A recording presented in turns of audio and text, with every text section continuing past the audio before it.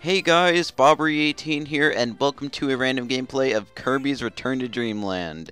Yeah, this is the Wii game, obviously pretty much like the revival of console Kirby games, because like the only other console games besides this, like before, and I'm just gonna start it up here while we watch the story because I'm not really caring about the story. I don't even, well, you could probably skip it, but I'm not going to. Why not?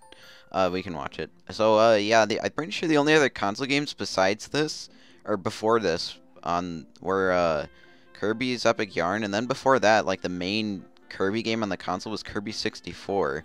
So that was like the last big console Kirby game, and I guess this is sort of like a revival of that kind of Kirby game. So I guess it was kind of a big deal. I actually didn't really get into playing it until a year or two ago, but when I did, it's a really, really good game. If you ever played like Kirby Triple Deluxe, that game takes a lot from this game. In fact, it's pretty much a better version of that game, I think, and it's also only one player. This game is actually 4 players, which I guess it was sort of tagging off the like popularity of 4-player console multiplayer games at the time, like New Super Mario Bros. Wii, I guess like Little Big Planet, that kind of stuff, but I think this was just fine with single player too.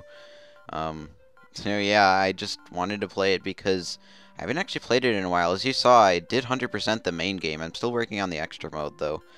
I haven't actually played it in a while just because I didn't really think. Well, I kind of just wanted to go back to the extra mode when I thought that I would want to do another playthrough of the game, and I might actually start playing it again after I do this random gameplay, but I usually do random gameplays from the beginning of the game, so I thought I'd just start another file because why not? Also, this guy is Magalore, and apparently he crashed on, I was going to say Earth, but no, Kirby lives on planet Popstar. And then the rest of the Kirby characters also come along with him because food chasing thing, I guess.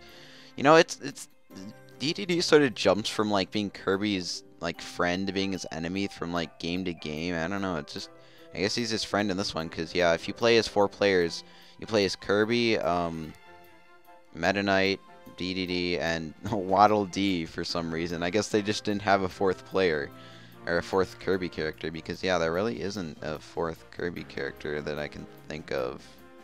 Although not that I'm claiming to be like a Kirby expert or anything. Like I'm sure there probably is another 4th character, but like maybe that fairy person from Kirby 64, I forget her name. Maybe the painter like character from Kirby 64. She also, I guess maybe. But anyway, the actual game now instead of a pre-rendered cutscene. The first level is Cookie Country, and yeah, in case you every level actually is an alliteration, which I approve of because, or every world is an alliteration, which I approve of because alliteration is amazing. So yeah, we're just going to, yeah, 4 players anytime. You can just have another player join you if you want, but I'm just going to play the single player because I have no friends. That's obvious by now. Anyway, basic Kirby mechanics, I guess, just suck in stuff and blow it out. Although, this was like, since this was like the first, well, no, I guess Kirby 64 also did that. I was gonna say this was the first like Kirby console game to like show powers like on your like on Kirby, because I guess I was still thinking of like the Dreamland games, but no, even Kirby Superstar did that. So I don't know what I'm talking about. I guess I'm not, like I said, I'm not really that into Kirby. I mean, it's a fine series. In fact, I really like this game and Triple Deluxe. I think they're both really, really good games, but I much prefer like Mario, or I don't know, probably. It's probably just because I'm more familiar with it and I played more of those games, but I don't know. Kirby's really good though still. Not that I'm knocking it or anything. And obviously he's a big part of Nintendo if he's in Smash Bros. Although then again, there's like 10 million Fire Emblem characters, so I don't know how big of a part of Nintendo you actually have to be to get into Smash Bros. Yeah. Anyway, basically like the quote-unquote star coins of this game are the energy spheres that you use, and you bring them back to Magalore because I guess we're trying to help him like rebuild his ship, because that's a thing. Yeah. And you can also, yeah, a new mechanic in this game is that you can do like a super suck if you like, if you like shake the Wii remote while you're sucking, that sounds kind of suggestive. Super suck, great. That's probably not even the official name, just because they thought it would be so suggestive. So if you hear me like my voice going like when I'm shaking the controller, yeah, that's why. Motion controls, they had to implement it somehow, and I guess this is their way of doing that. Also, I'm pretty sure it's the only way to actually suck in those gray blocks. You can't suck those in normally, as far as I know, but you also can't float when you're when you have like stuff in your mouth like that, which I guess it balances out, because otherwise I'm pretty sure in this game Kirby can float infinitely, unlike in Kirby 64 where he can only float for like 10 or 15 seconds maybe, or something like that. Oh yeah, also a new mechanic in this game is the super power up thing, or mega power thing. If you just press 1 next to a thing, Kirby will automatically use the power up, and yeah, it'll just basically destroy it. In Triple Deluxe, this is sort of replaced by the Hypernova ability, and I kind of like it better in that game because you actually can control it, and there's actually more puzzles based around it instead of just destroying stuff. There are puzzles later based around different super abilities, like there's Super Fire, there's Super Beam, not Beam, or maybe it is Beam, the like Jester, Kirby, whatever it's called, I think it's Beam. But there are power-ups around that. There are puzzles around that, but I don't know. I think you have like more control over the Hypernova ability, and there's really some interesting puzzles in Triple Deluxe dealing with that. So I don't know. If you ever get a chance to play like Triple Deluxe or even this game, both of them are really good. But I'd actually recommend Triple Deluxe over this one, just because I think even not that I'm knocking this game by saying Triple Deluxe is like better than it, but it just improves on what this game started. Like it uses pretty much the same graphics as this game too, but I think it just has a better like gameplay overall. The story is, yeah, in fact, I think the story in this game is better because, well, if you actually play through the game, you'll see later. But in Triple Deluxe, there's pretty much no story like at all until the end of the game, where you don't even have like DDD with you throughout the whole game because he's captured right at the beginning, which is, I don't know, it's kind of weird. He's like just the main villain just like carries him and taunts you throughout the whole like level. So I don't know, it's weird, but and yeah, here we have like the boss. I probably should explain, but yeah, every time you have a copy ability, you'll go into one of these sort of dark, dreary areas, and there's always going to be like one of those purple wall things following you. So it's pretty much like an auto-scrolling section. Like a non-traditional auto-scrolling section, I guess you could say. But at the end, there's always going to be either 1 or 2. In fact, there might actually be 3 sometimes. Spear Doomers like this, and they hold either 1 or 2 energy spheres like that. So yeah, if you're going for 100%, then that's a thing that you need to do. It also, when you defeat them, it makes the area turn really bright again. I never actually noticed like how bright it actually makes it, because it makes it really bright. But yeah, that's that. That pretty much comes into play in like every, well, I was gonna say in pretty much every like super copy area ability, but it comes into play in, well, I just said that, I'm stupid, never mind. Goal game, because why not? I think this is like the one from actually I don't know, I know this is like a goal game from like one Kirby, I think it's the one from Kirby's Adventure / Nightmare in Dreamland, if you're counting the GBA port. Or remake, I guess. It's not really a port, it is a remake. But yeah, I think we'll probably just play the first world or so, because I think there's only 3 or 4 stages in the first world, and then the boss. If you can even guess who the boss is, then you know Kirby well. And actually, I like the leaf ability a lot, so I guess I'll take that.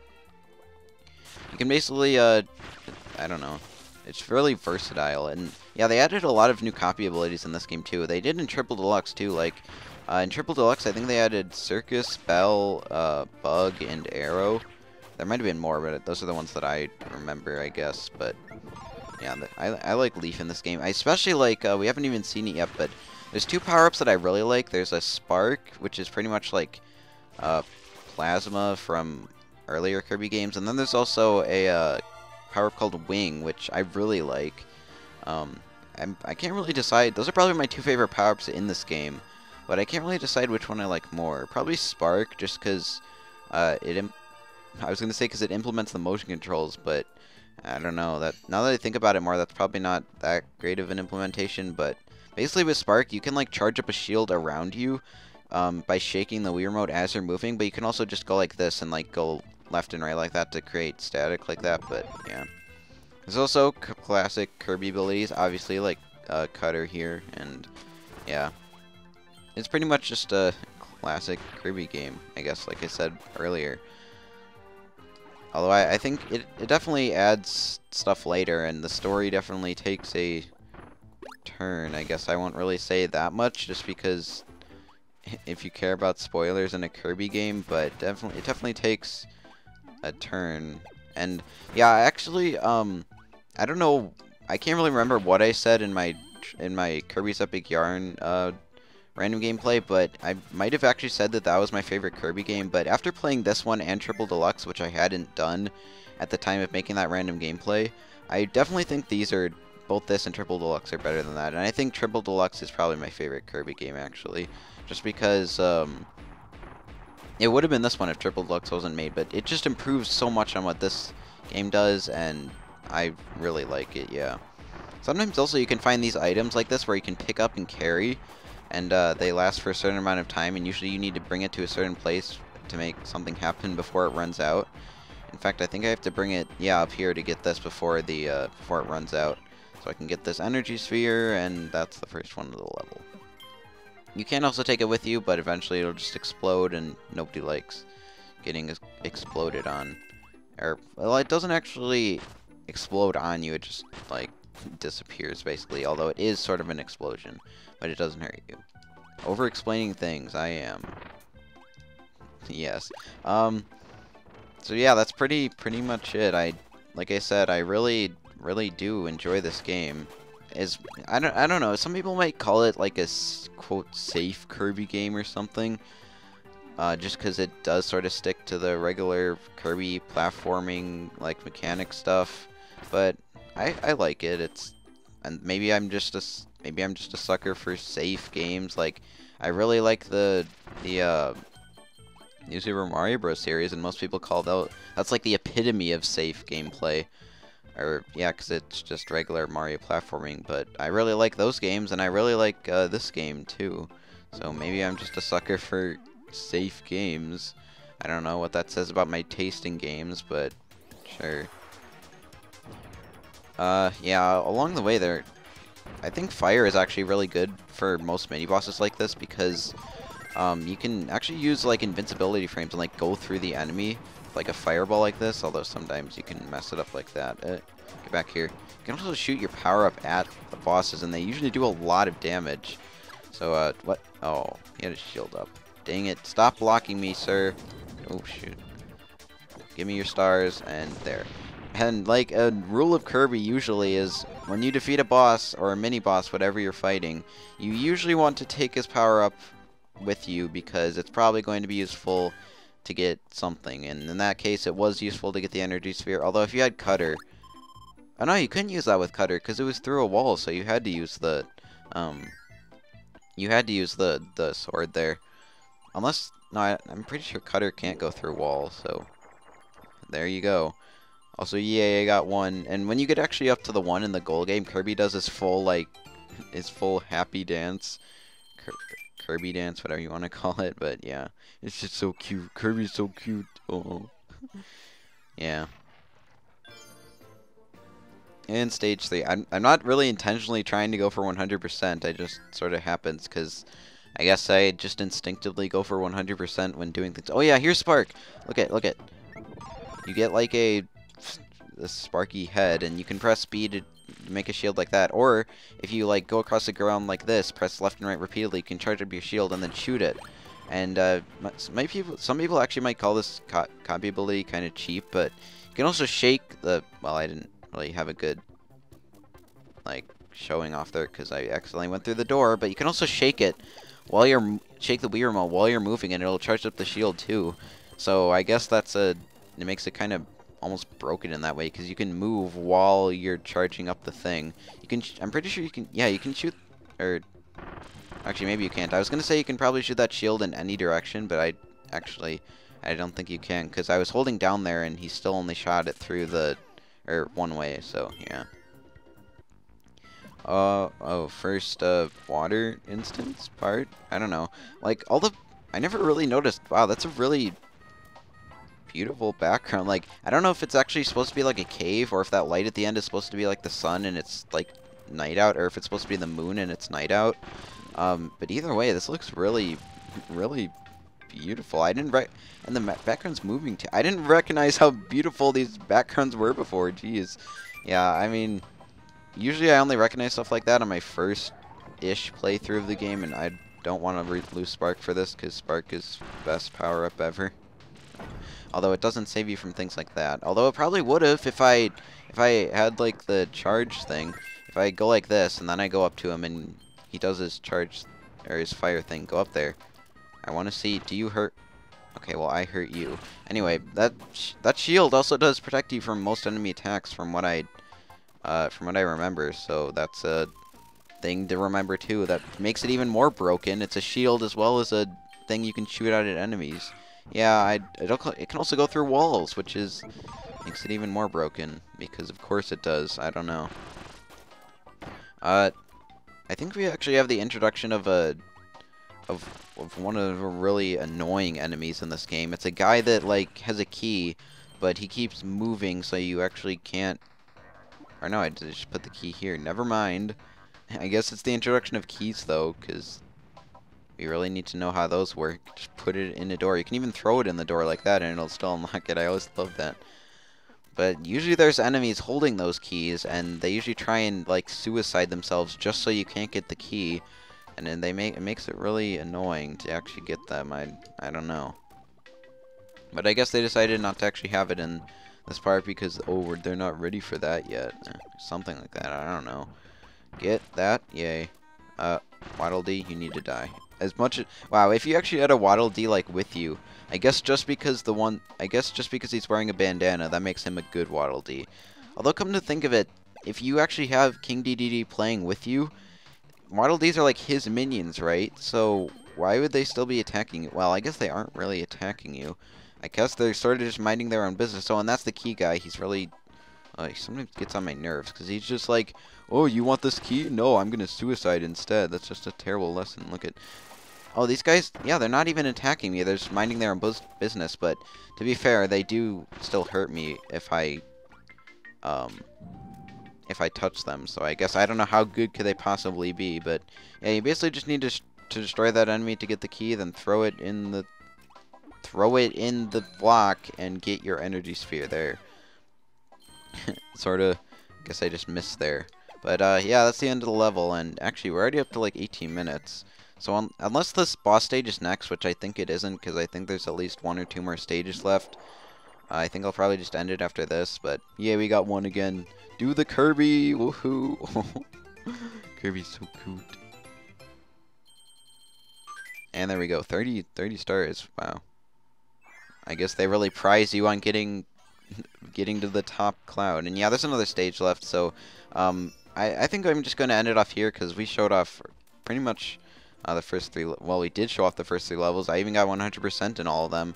There's still 1 more level left and the boss, but, you know, it's fine. It's fine. If you want to do it, if you want to see it play for yourself, which you definitely should, both this and, like I said, Triple Deluxe are really good games.